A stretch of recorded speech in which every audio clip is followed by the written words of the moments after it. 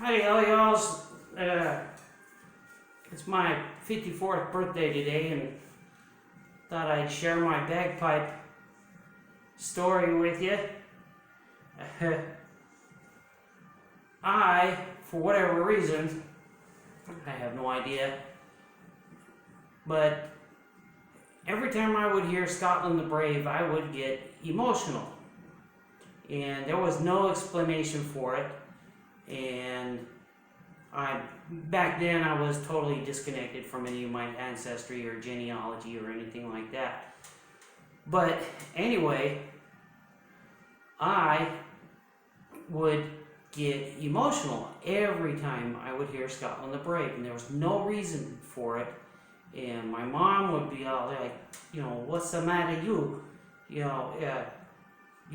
cry every time you hear the bagpipes. So I'm like, I don't know. And my daughter thinks it's funny because I get emotional still when I hear Scotland the Brave. So anyway, when I was 40 years old, my mom said, if it means that much to you, why don't you learn to play? And I'm like, I don't have any connections or anything like that, but thank goodness to the internet and YouTube, I started looking things up, and I went on eBay and I ordered an instructional book. It's from Pakistan, and I bought my first practice chanter. This is my very first practice chanter. I still use it. The varnish is worn off and everything like that, and it is Pakistani and it pitches really high.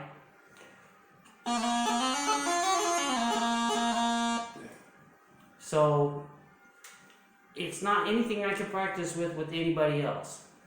So at the time I was smoking two packs a day, cigarettes, and I had zero contact with any Scottish culture, anything. But I had this passion, and be careful what you manifest, but I'll just tell you that, because you don't know what you're going to get into. So anyway, I started teaching myself how to play bagpipes or practice chanter. I used to drive my mom's boyfriend nuts because he's a Vietnam vet. He passed away. Was at Tet. And so we have to remember him.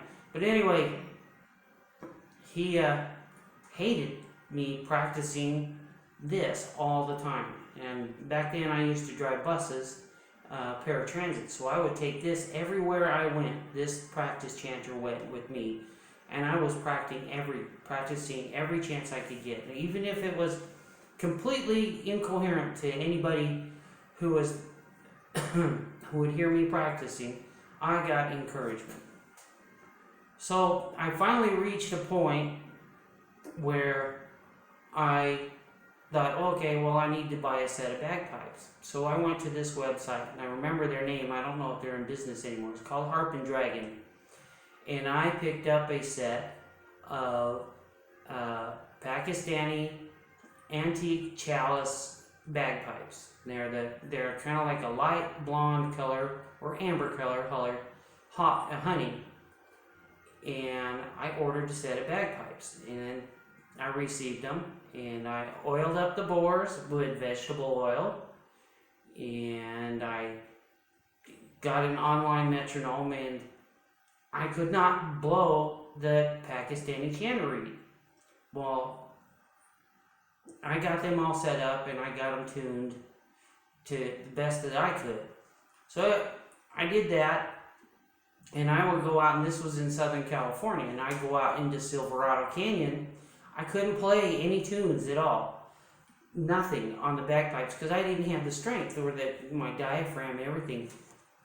So I would go out into Silverado Canyon and just blow and keep playing and playing and playing. I didn't know anything about adjusting the chanter reed. I didn't know anything about tuning or anything. I just wanted to blow the pipes.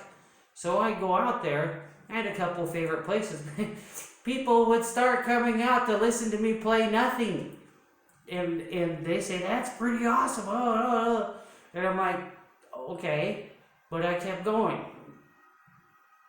And unfortunately, I got infected with bagpipe acquisition syndrome.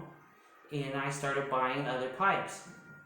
Cheap ones. And I still have no connection at all to Scottish society, any of the Highland gatherings or anything. All this is in Southern California. So anyway, I bought a cheap Pakistani kilt. It was black watch. And I bought it Sporen, and I'm sure I didn't pronounce it right. And I went to the Scottish Highland Games. And, excuse me. So anyway, I went to the Scottish Games, Highland Games in Costa Mesa, and I went out and to one of the fields and just started playing whatever it is I could play, and I don't remember what it was at the time. Nobody came up and told me to stop. Now, they looked at me sideways, and I got some funny looks, which is fine, because I wanted to play the bagpipes, and I had found a way to go. So anyway, I went and found Clan Gun. I went through all the clans, and none of them had my surname, but my surname was on the Clan Gun list. I hadn't done any genealogy or anything like that to begin with. So I went and visited Clan Gun, and I met Mara and Larry. Larry was a great big biker guy, and I have a pretty strong personality, and so and he's a big biker guy, and he's pretty big and pushy and kind of angry.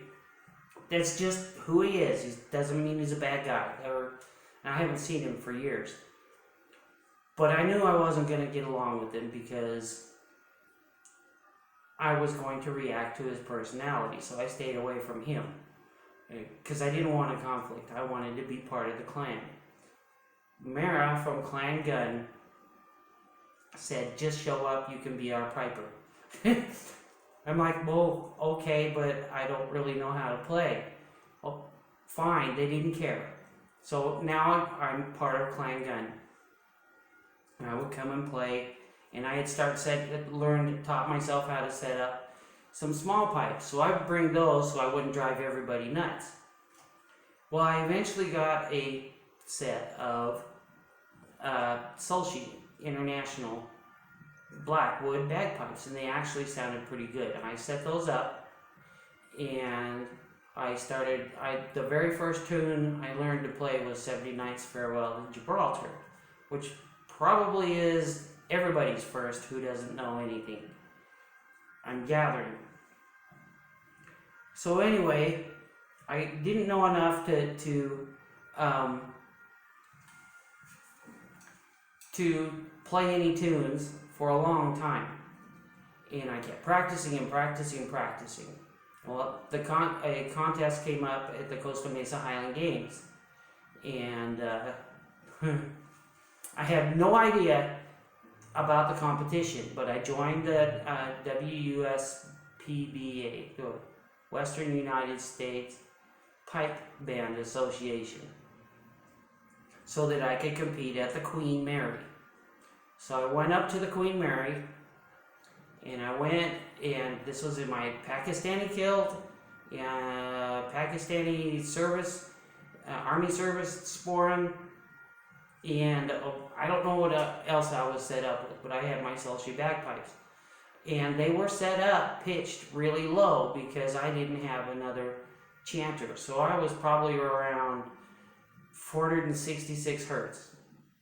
And I advised the judge, and his nickname is Black Bart, and I can't remember what his name was. but he had a really dubious look on his face. I still have my score sheet, but I can't find it right now, but I have it still. But the notes on the thing was, first of all, 79th Farewell to Gibraltar is not a hornpipe. You need to slow down. Okay.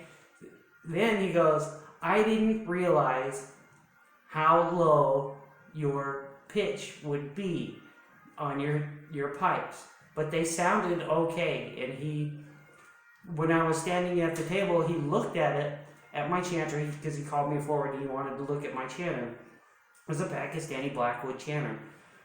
And he said, I had no idea that it was pitched that low.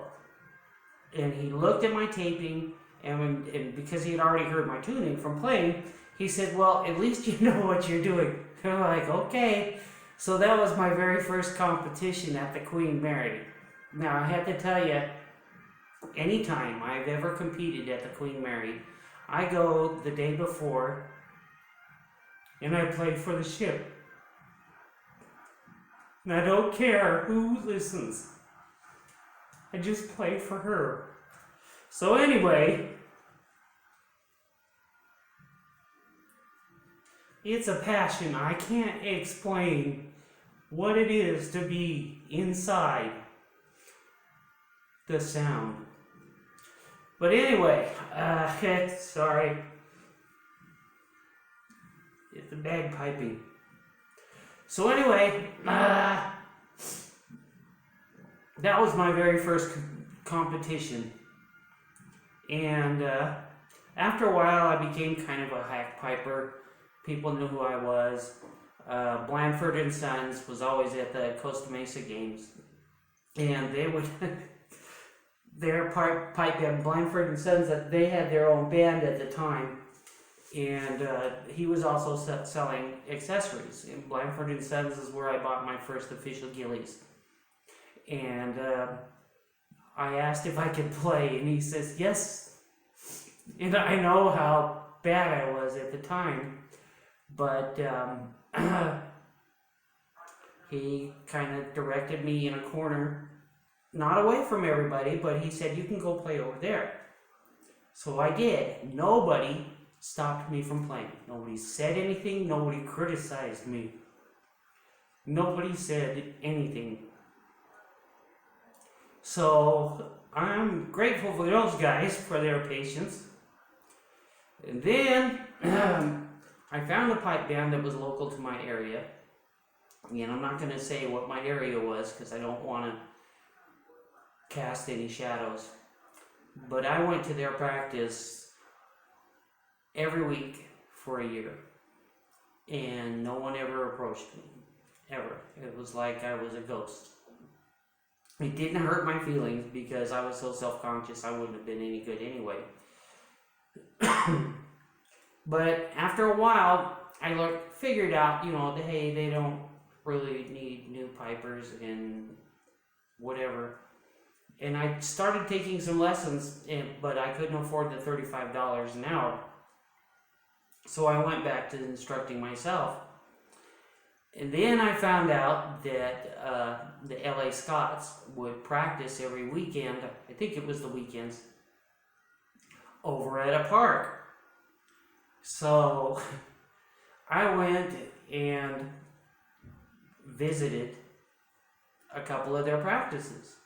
And one of the guys, I can't remember who he was, the beard, blonde, Viking type. He says, well, do you play the pipes? And I'm like, well, yeah, sort of, but I don't have an instructor. Well, he said, well, get him out and play. And I was like, okay. So I took out my pipes and tuned them up according to my tuning, which is really low at the time because I'm still outside of piping culture, period. Well, eventually a pipe major for the LA Scots heard me play, and he says, look, if you want to play, go over there, way off over there, so that we don't mind you playing, but we're trying to do what we're doing. He was very nice about it, totally accepting and everything like that. And So I would start showing up when I could on weekends, and go off on my side and play, and then hardly interact with anybody because I'm a hack piper, and that's not a problem. Well, after a while,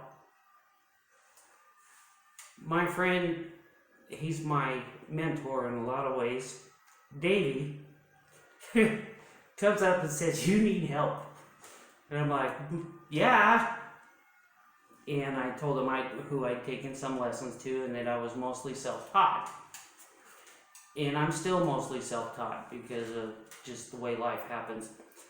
But anyway, he and I became best friends. Well, not best friend to me in the piping world. That's how I can describe it.